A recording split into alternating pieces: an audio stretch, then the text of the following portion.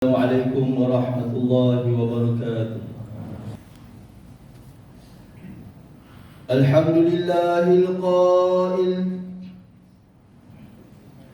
wa huwa alladhi ja'alakum khalaifa fil ardi wa rafa'a ba'dakum fawqa ba'd darajatin liyabluwakum fima ataakum inna rabbaka sari'ul iqabi wa innahu laghafurur rahim.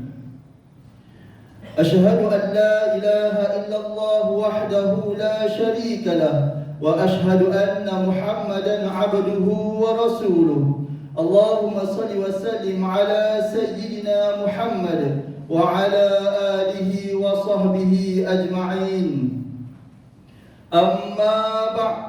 فيا أيها المسلمون اتقوا الله أوصيكم وإياي بتقوى الله فقد فاز المتقون. قال الله تعالى يا أيها الذين آمنوا اتقوا الله حق تقاته ولا تموتن إلا وأنتم مسلمون. Muslimin yang dirahmati Allah Subhanahu wa taala sekalian, saya menyeru agar kita bersama-sama meningkatkan ketakwaan kita kepada Allah Subhanahu wa taala dengan melaksanakan segala perintahnya dan meninggalkan segala larangannya. Marilah kita memberi sepenuh tumpuan kepada khutbah yang disampaikan. Janganlah berbual-bual dan berleka-leka dengan telefon bimbit. Semoga khutbah ini memberi manfaat kepada kita semua. Bersempena Hari Keputeraan Duli Yang Maha Mulia Sultan Selangor yang ke-78 pada 11 Disember 2023 ini, maka hayatilah khutbah yang akan disampaikan yang bertajuk Menjaga kemuliaan agama Islam. Muslimin yang dirahmati Allah sekalian, Perlembagaan Persekutuan Perkara 3/2 memperuntukkan Raja adalah sebagai ketua agama Islam bagi negerinya dan setakat mana yang diakui dan diisytiharkan oleh perlembagaan negeri itu, sebagaimana juga yang ditetapkan dan dinyatakan dalam Undang-Undang Tubuh Kerajaan Negeri Selangor 1959 Perkara 48. Duli Yang Maha Mulia Sultan hendaklah menjadi ketua agama negeri dan boleh menyebabkan diperbuat undang-undang bagi maksud pegawai setia Al-Ihwal Agama Islam dan menubuhkan Majlis Agama Islam Selangor yakni MAIS untuk membantu dan menasihati Duli Yang Maha Mulia Sultan dalam semua perkara yang berhubungan dengan agama Islam. Firman Allah Subhanahu wa taala dalam surah Al-An'am ayat 165 yang dibacakan di awal khutbah tadi yang bermaksud, dan dialah yang menjadikan kamu khalifah di bumi dan meninggikan setengah kamu atas setengahnya yang lain beberapa darjat, kerana dia hendaklah menguji dan dia hendak menguji kamu pada apa yang telah dikurniakannya kepada kamu. Sesungguhnya Tuhanmu amatlah cepat azab siksanya, dan sesungguhnya Dia yang Maha Pengampun lagi Maha Mengasihani. Muslimin yang dirahmati Allah sekalian, selaras dengan peruntukan tersebut, enakmen Pentadbiran Agama Islam Negeri Selangor 2003 digubal bagi memperuntukkan bidang kuasa dan tanggungjawab MAIS serta agensi Islam yang lain terhadap agama Islam dan umat Islam di dalam negeri Selangor. MAIS ditubuhkan di bawah Seksyen 4/1 berperanan sebagai badan penasihat kepada Duli Yang Maha Mulia Sultan dan merupakan pihak berkuasa utama selepas Duli Yang Maha Mulia Sultan dalam perkara-perkara yang berhubungan dengan agama Islam di negeri Selangor, kecuali perkara-perkara yang berkenaan dengan penentuan hukum syarak dan pentadbiran keadilan. Enakmen tersebut turut memperuntukkan fungsi MAIS untuk membantu dan menasihati Duli Yang Maha Mulia Sultan dalam perkara-perkara yang berhubungan dengan agama Islam. Tanggungjawab dan kuasa MAIS dalam mentadbir hal ehwal agama Islam di dalam negeri. Dalam melaksanakan dasar-dasar dan kuasa-kuasa MAIS, Jabatan Agama Islam yakni JAIS, iaitu agensi di bawah Kerajaan Negeri Selangor, telah ditubuhkan oleh Kerajaan Negeri bagi membantu melaksanakan dasar-dasar dan kuasa-kuasa MAIS. Manakala perkara berkaitan pelaksanaan fungsi-fungsi kehakiman Islam dan pentadbiran keadilan, MAIS berperanan untuk menasihati Duli Yang Maha Mulia Sultan dalam pelantikan Ketua Hakim Syar'i, Hakim Mahkamah Rayuan Syariah dan Hakim Mahkamah Tinggi Syariah di bawah Seksyen 56, 57 dan 58. Enakmen yang sama, segala perkara berhubung penubuhan mahkamah dan pelantikan hakim-hakim mahkamah syariah perlu dibuat melalui MAIS. Selanjutnya, dalam perkara berkaitan hukum syarak, Duli Yang Maha Mulia Sultan berkuasa melantik mufti dan timbalan mufti bagi negeri Selangor bagi menasihati Duli Yang Maha Mulia Sultan berkaitan dengan semua perkara hukum syarak. Seksyen 46 memperuntukkan MAIS mempunyai kuasa dalam melantik anggota jawatan kuasa fatwa. Jawatan kuasa fatwa mempunyai kuasa untuk menyediakan fatwa atas apa yang dipersoal yang belum muktamad atau menimbulkan kontroversi berhubungan dengan hukum syarak seperti yang diperuntukkan di bawah Seksyen 47 Enakmen Pentadbiran Agama Islam Negeri Selangor 2003. Hadirin sekalian, Kerajaan Negeri dalam mentadbiran agama Islam melalui pengurusi jawatan kuasa tetap hal ehwal Islam yang berfungsi sebagai liaison officer di antara MAIS dan Kerajaan Negeri bagi perkara berikut. Pertama, memberi pandangan dan memastikan dasar-dasar MAIS mengenai hal ehwal Islam dapat dilaksanakan oleh Kerajaan Negeri. Kedua, memastikan peruntukan daripada Kerajaan Negeri kepada JAIS, Jabatan Mufti Selangor dan Mahkamah Syariah digunakan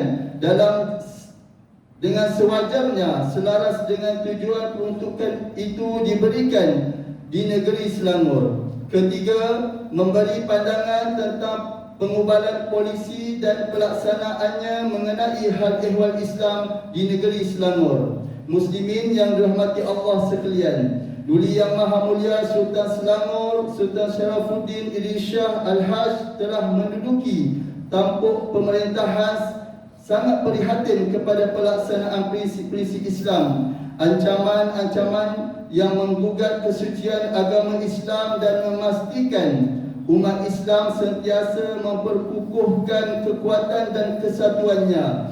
Semua perkara ini telah dilaksanakan dengan sepenuh pertimbangan, keseksama dan adil kepada semua rakyat. Ini selaras dengan firman Allah Subhanahu wa taala dalam surah As-Sad ayat 26. A'udzu billahi minasyaitonir rajim.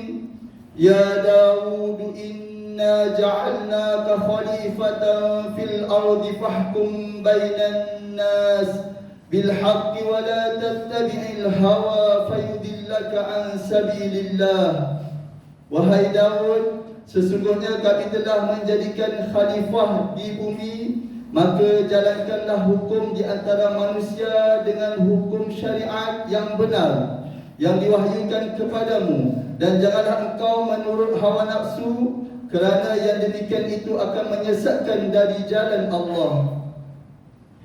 Baginda Sultan telah mengarahkan MAIS supaya mempertahankan penggunaan kalimah Allah dan menegaskan dalam titahnya supaya rakyat negeri Selangor yang bukan agama Islam akur dan mematuhi larangan penggunaan kalimah Allah seperti mana diperuntukkan dalam enakmen Agama Bukan Islam Kawalan Perkembangan di Kalangan Orang Islam 1988 yang telah diwaktakan pada 7 Julai 1988. Ini termasuklah penggunaan beberapa perkataan lain yang termaktub di bawah enakmen Agama Bukan Islam. Ini bagi tujuan komersial dan bagi tujuan menamakan tempat perniagaan atau bangunan. Titah baginda lagi, kalimah Allah tidak boleh diletakkan di tempat salah atau digunakan selain daripada maksud Tuhan yang Maha Esa yang menjadi pegangan akidah umat Islam. Imam Al-Ghazali berkata dalam kitabnya, Ad-dinu as-sun wa sultanun harisun wa ma la as-salahu fa mahdumun wa ma la harisa lahu fadai'. Agama itu adalah asasnya, sedangkan pemerintah sebagai pengawalnya. Apa yang tidak ada asasnya nescaya boleh membawa keruntuhan, dan apa yang tidak ada pengawalnya akan menjadi hilang. Baginda amat mengambil berat tentang pentingnya perpaduan dan persaudaraan umat Islam di Selangor. Titah baginda dalam istiadat pengurniaan watikah, pelantikan nazir dan imam masjid-masjid negeri Selangor 2023 hingga 2025 di Istana Alam Shah. Beta amat tidak berkenan masjid dijadikan medan politik dan propaganda politik kepartian. Masjid hendaklah menjadi tempat yang bebas dari sebarang pengaruh dan elemen politik kepartian. Kuliah-kuliah agama yang dijalankan di masjid-masjid tidak sepatutnya dijadikan platform untuk menghina, mengumpat, memfitnah dan mencaci mana-mana pihak. Jika perkara ini berlaku, ia akan menyebabkan persengketaan berpanjangan dan akan merosakkan ikatan persaudaraan sesama umat Islam. Hadirin yang dikasihi Allah sekalian, keprihatinan baginda dalam mengukuhkan perpaduan dalam kalangan umat Islam dan dalam menjaga keharmonian masyarakat dalam negeri Selangor ini telah dizahirkan melalui khutbah-khutbah yang disampaikan melalui mimbar-mimbar masjid. Sebagai contoh, baginda mengulangi peringatan melalui khutbah yang disampaikan pada 21 Julai 2023, di mana baginda mengingatkan akan bahayanya perbuatan mengumpat, mencela, mencaci, memaki hamun, apatah lagi memfitnah, yang mana ianya tergolong perbuatan dosa besar yang lebih buruk daripada membunuh. Baginda yang juga pengurusi Majlis Kebangsaan bagi Hal Ehwal Agama Islam MKI bimbang jika amalan memfitnah serta caci mencaci ini tidak dibendung, perpecahan umat Islam khususnya di Selangor ini akan menjadi semakin parah dan tidak terkawal. Daripada Tamim Ad-Dairi radhiyallahu anhu bahawa Nabi sallallahu alaihi wasallam bersabda, Ad-dinun nasiha kulna liman qala lillahi wa li kitabihi wa li rasulihi wa li ummatil muslimin wa ammatihim. Agama itu merupakan nasihat. Kami bertanya, untuk apa? Sabda Nabi sallallahu alaihi wasallam, untuk Allah, kitab-kitabnya, para rasulnya, dan bagi para pemimpin kaum muslimin dan semua mereka. Riwayat Muslim. Imam Al-Mawardi menukilkan dalam kitabnya Al-Ahkam Al-Sultaniyah, beliau menyebut Al-imamatul mawdu'atul li khilafatin nubuwah fi hirasatid din wa siyasatid dunya bih. Imamah atau pemimpin utama adalah menjadi pengganti kenabian dalam mengawal agama dan siasah dunia dengan agama. Kesimpulannya, hal ehwal tadbir urus agama Islam di Selangor adalah berdasarkan Undang-Undang Tubuh Kerajaan Negeri Selangor 1959 yang diterajui oleh Duli Yang Maha Mulia Sultan dengan dibantu oleh MAIS dan Majlis Mesyuarat Kerajaan Negeri MMKN melalui agensi-agensi kerajaan negeri iaitu Jabatan Agama Islam Selangor, Jabatan Mufti Negeri Selangor dan Jabatan Kehakiman Syariah Negeri Selangor.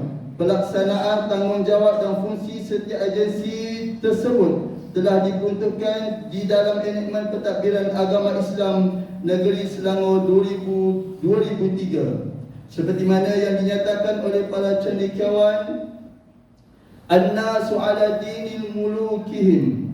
Manusia adalah berdasarkan agama, yakni cara hidup pemimpinnya.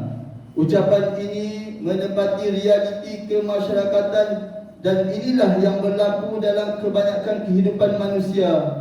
Justru Sultan sebagai suri tauladan maka sudah tentu akan memberi kesan yang mendalam kepada rakyatnya. Muslimin yang dirahmati Allah Subhanahu wa taala sekalian, mengakhiri khutbah ini, marilah kita sama-sama menghayati pengajaran seperti berikut.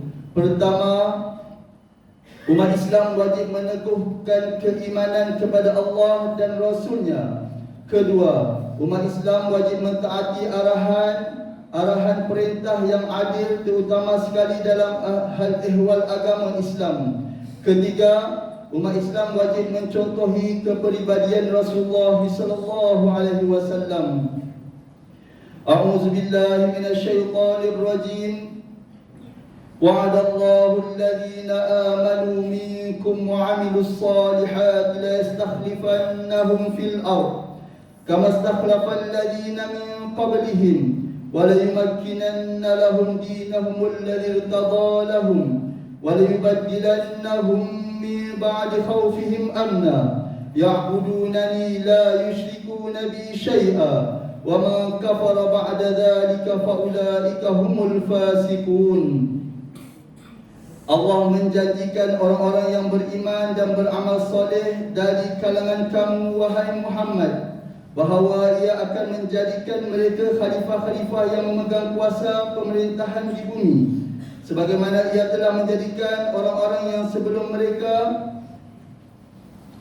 khalifah-khalifah yang berkuasa. Ia akan menguatkan dan mengembangkan agama mereka, yakni Islam, yang telah diridainya untuk mereka, dan ia juga akan menggantikan bagi mereka keimanan setelah mereka mengalami ketakutan dari ancaman musuh. Mereka terus beribadah kepadaku dengan tidak mempersekutukan sesuatu yang lain denganku. Dan ingatlah, sesiapa yang kufur ingkar sesudah itu, maka mereka itulah orang-orang yang derhaka. Surah An-Nur ayat 55. Barakallahu li wa lakum fil Qur'anil azim wa nafa'ani wa iyyakum bima fihi minal ayati wa dzikril hakim wa taqabbala minni wa minkum tilawatah innahu huwas samiul alim. Aqulu qawli hadza wa astaghfirullahal azim li wa lakum wa lisa'il muslimin wal muslimat fastaghfiruhu innahu huwal ghafurur rahim.